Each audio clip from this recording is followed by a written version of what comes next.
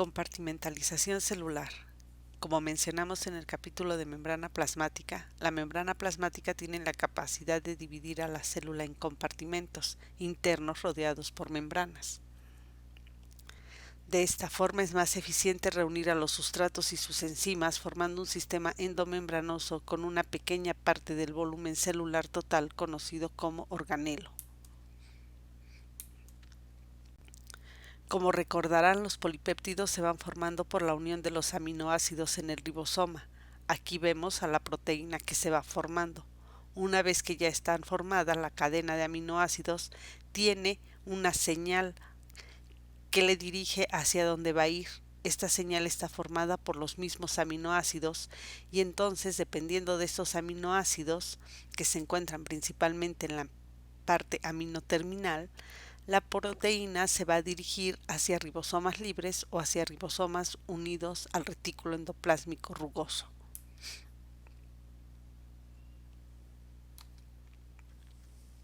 Los posibles destinos intracelulares de una proteína son el nuclear o a través de la membrana los peroxisomas, los cloroplastos y las mitocondrias, o esta proteína ingresará al retículo endoplásmico para posteriormente ir hacia el aparato de Golgi y de ahí hacia los lisosomas o quedar almacenadas en vesículas de secreción para posteriormente ser secretada de una manera regulada o de una manera constitutiva.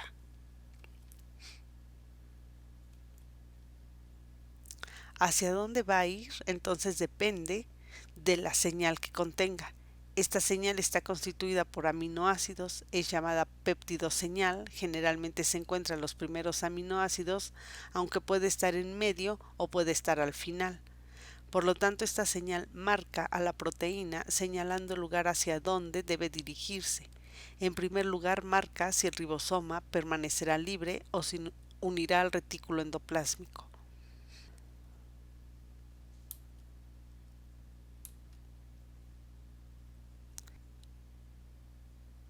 En los ribosomas libres principalmente se sintetizan proteínas que permanecen o van a atravesar el núcleo, que se van a quedar en el citoesqueleto, que van a ser utilizadas para la glucólisis o proteínas de transporte a través de la membrana.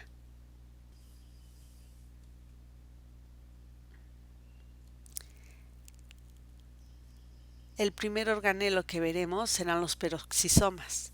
Estos son organelos también llamados microcuerpos. Son orgánulos oxidativos donde el oxígeno molecular actúa como cosustrato para la formación de peróxido de hidrógeno.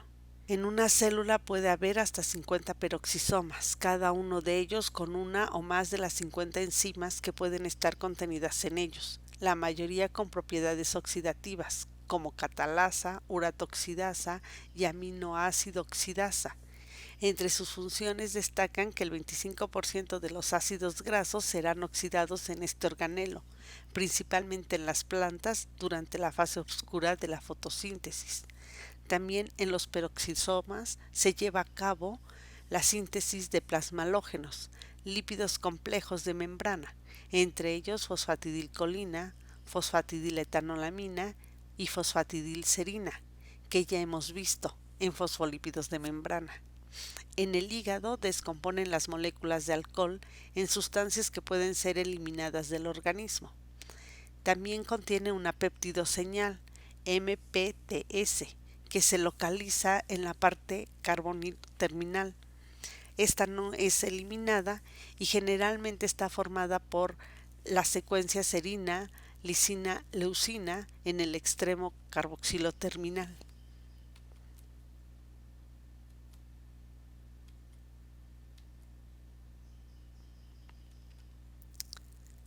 Los ribosomas que se unen al retículo endoplásmico rugoso lo hacen debido a que la proteína contiene en su parte aminoterminal una secuencia llamada núcleo por el tamaño de 6 a 12 aminoácidos hidrofóbicos, generalmente precedidos de uno o más aminoácidos básicos.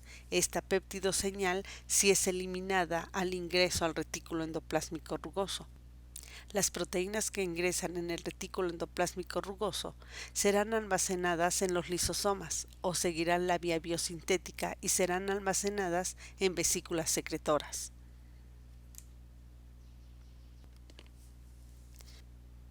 La unión del ribosoma con el retículo endoplásmico rugoso para el ingreso de una proteína se realiza también mediante la unión del ribosoma con su receptor. Sin embargo, en este caso es necesario que se una a la péptido-señal una partícula de reconocimiento de esta señal y que juntas sean reconocidas por un receptor de partícula y el receptor de ribosomas. Una vez unida, es liberada la partícula y la péptido-señal es reconocida por el receptor, retirándose la partícula VIP. La proteína recién sintetizada es tomada dentro del retículo endoplásmico rugoso por estas proteínas VIP o por proteínas chaperonas, y de ser necesario, la péptido-señal es retirada.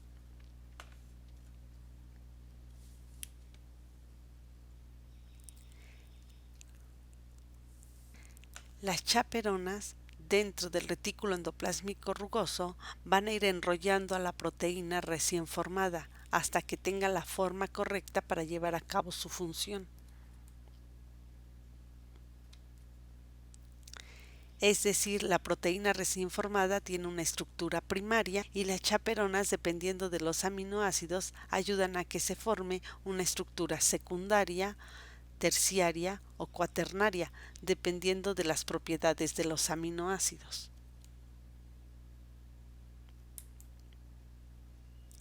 La proteína va cambiando de estructura debido a que las chaperonas permiten el acercamiento de los aminoácidos y entonces los aminoácidos reaccionan entre sí formando puentes disulfuros, puentes eléctricos e interacciones hidrofóbicas.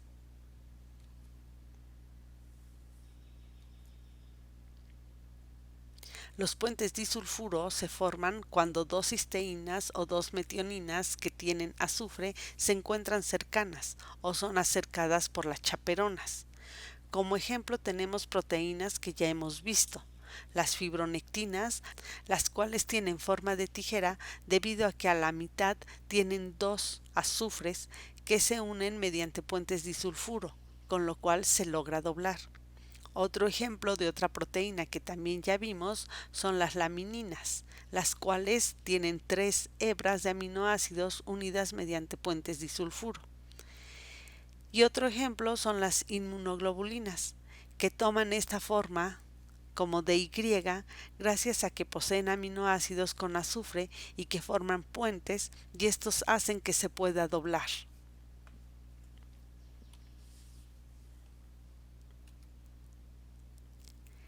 En el retículo endoplásmico rugoso se llevan a cabo varios procesos para modificar a los aminoácidos, entre ellos la acetilación, la fosforilación, la metilación, la carboxilación, la glucosilación, la nucleotidilación, la lipidación y la ubiquitinación.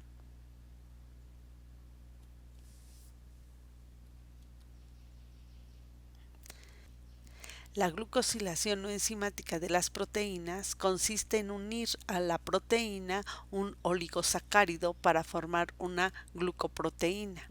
En el retículo endoplásmico se lleva a cabo la N y la C-glucosilación.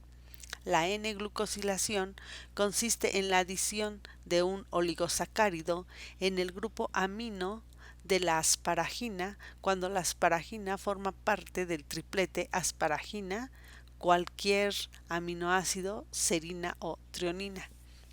Como se observa en la diapositiva, la proteína está integrada en el receptor del ribosoma y en la membrana del retículo se encuentra un compuesto llamado dolicol difosfato, el cual está unido al oligosacárido mediante N-acetilglucosamina. Este dolicol fosfato transferirá a la N-acetilglucosamina hacia la asparagina, formando la glucoproteína. Como ya habíamos mencionado en el capítulo de membrana, este es uno de los enlaces más complejos que puede sufrir una proteína.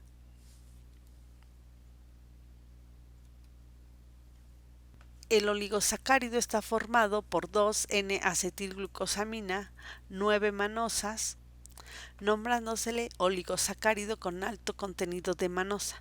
Posteriormente será convertido en un oligosacárido complejo o híbrido en el aparato de Golgi.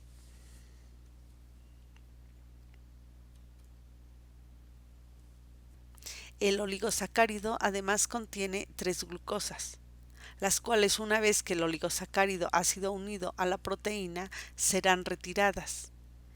Esto como señal de que la proteína ha tenido un correcto plegamiento y está lista para continuar el proceso fuera del retículo endoplásmico rugoso.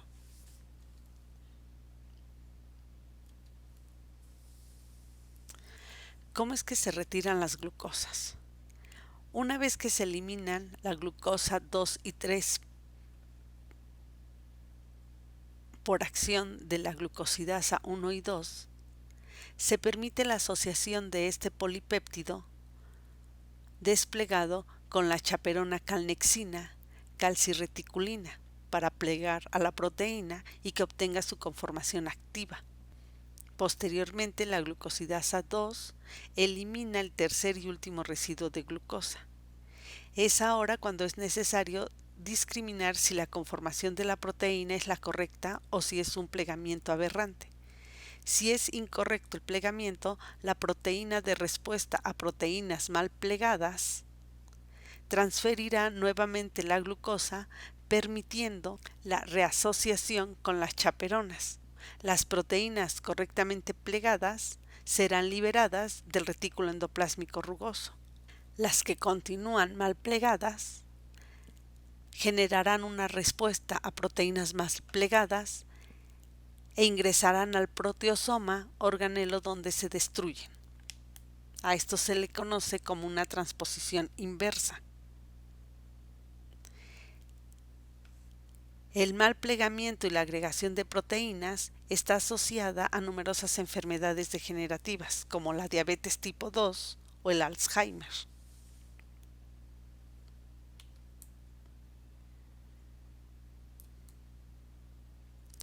Otro proceso que se lleva a cabo en el retículo endoplásmico rugoso es el anclaje de la parte carboxilo terminal de una proteína a fosfatidilinositol.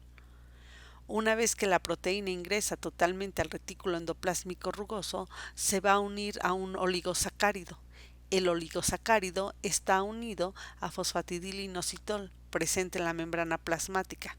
Es decir, en la membrana se encuentra el glucosil fosfatidilinositol y a él se va a unir la proteína formando una proteína unida a GPI. Recordemos que esta proteína unida a GPI está involucrada en la hemoglobinuria paroxística nocturna, mencionada en el capítulo de membrana.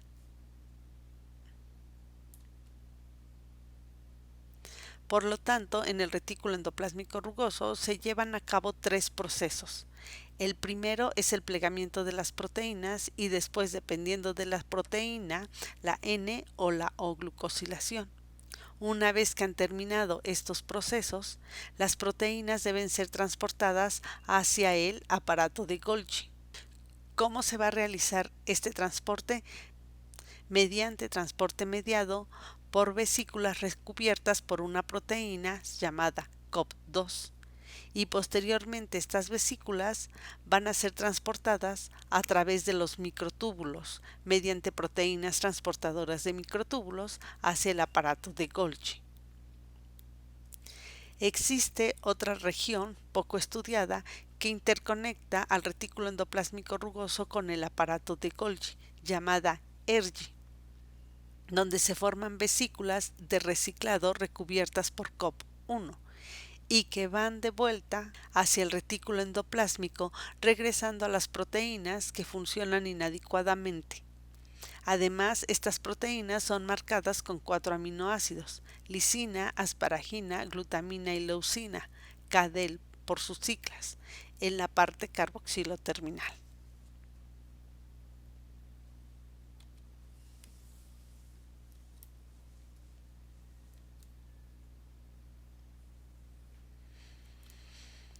El aparato de Golgi tiene como función madurar a las vesículas de secreción que llevan a la proteína y los lípidos. Otras funciones son la de formar la pared celular vegetal y la producción de polisacáridos como los que están en el moco. La maduración de las vesículas se realiza mediante la formación de nuevas vesículas a partir de la membrana existente e incluir en dichas vesículas las glicoproteínas y otras sustancias que han ingresado al aparato de Golgi. Este aparato está dividido en regiones, como podemos observar: el trans, que da hacia la membrana plasmática, el medio y el cis, que se encuentra hacia el retículo endoplásmico rugoso. Otra función del aparato de Golgi es realizar la segunda parte de la N-glicosilación. Esta segunda parte aún es poco comprendida. Sin embargo, a grandes rasgos, consiste en ir quitando las manosas del oligosacárido que se unió en el retículo endoplásmico rugoso por otro tipo de glúcidos que ya son específicos para cada proteína. En el ejemplo que les presento, vemos cómo, posterior a la N-glucosilación, se van sustituyendo las manosas y se van uniendo otros glúcidos hasta formar un oligosacárido completamente diferente al original. En este caso, este oligosacárido pertenece a la inmunoglobulina G.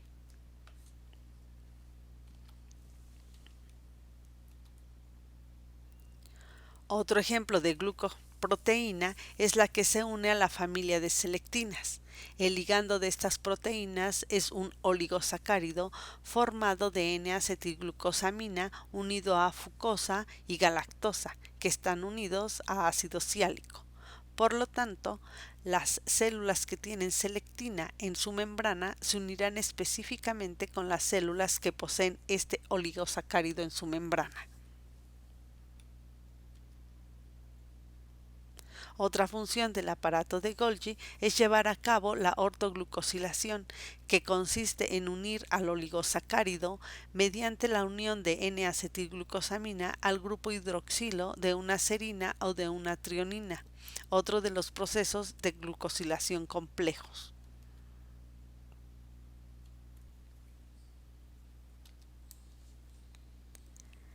Actualmente se postula que los cuerpos tubulares vesiculares provenientes del retículo endoplasmático se fusionan formando una cisterna en el lado cis del aparato de Golgi. Esta cisterna se mueve progresivamente y madura hasta llegar al lado trans, donde se descompone en vesículas para su reparto a otros compartimentos celulares.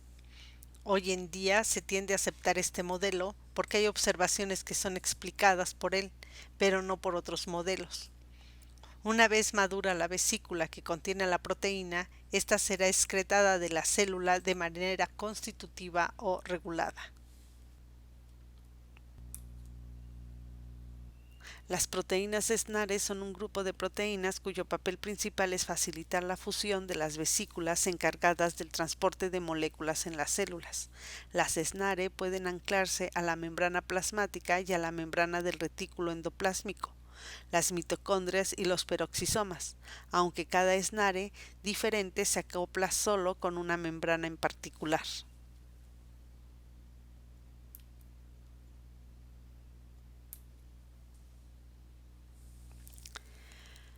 Los lisosomas son los organelos donde se van a almacenar enzimas lisosomales o hidrolasas. Existen más de 50 enzimas con esta función. Entre las funciones de los lisosomas tenemos la autofagia, que es la hidrólisis de organelos envejecidos, la heterofagia o digestión intracelular, que consiste en digerir el material endocitado de granulación de moléculas complejas en moléculas más simples, y la autólisis, destrucción de las células por ruptura de los lisosomas, por ejemplo en la reabsorción de la cola de los renacuajos.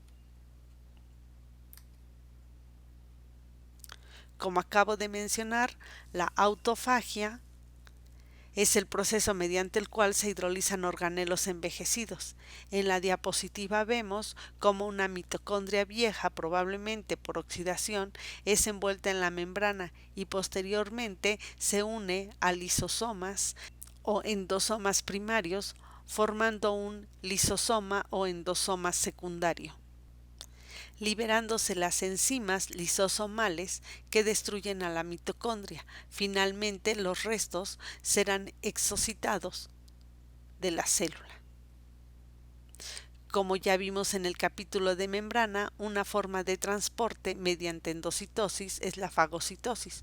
Una vez fagocitado, por ejemplo, una bacteria quedará envuelta en una membrana formando un fagosoma, al cual se le unirá el lisosoma primario proveniente del aparato de Golgi para formar un lisosoma secundario, también llamado vacuola heterofágica. Las enzimas contenidas en el lisosoma primario destruirán a la bacteria y los residuos serán exocitados de la célula.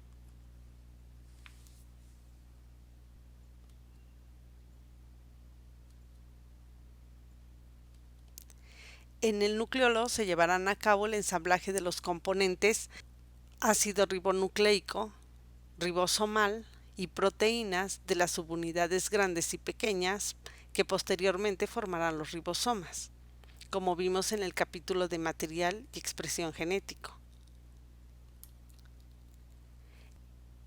En el nucleolo también se realizará otro proceso que ya comentamos, el ensamblaje de los ARN de transferencia, utilizando a los intrones que son cortados del pre-RNA mensajero.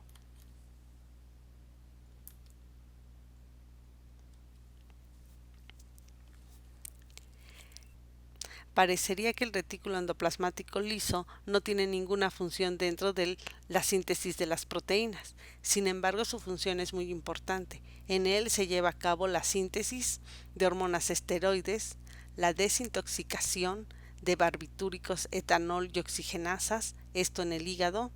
Además, en el hígado almacena glucógeno en el lado citosólico debido a que contiene a la glucosa 6-fosfatasa, y en el músculo secuestra iones de calcio, tomando el nombre de retículo sarcoplasmático. Además, en el retículo endoplásmico liso se lleva a cabo la síntesis de lípidos, por lo que las proteínas que se van a unir a los lípidos deberán dirigirse a él, al salir del aparato de Golgi. Otro proceso que se lleva a cabo en el retículo endoplásmico liso es la síntesis de otros lípidos como la esfingomielina.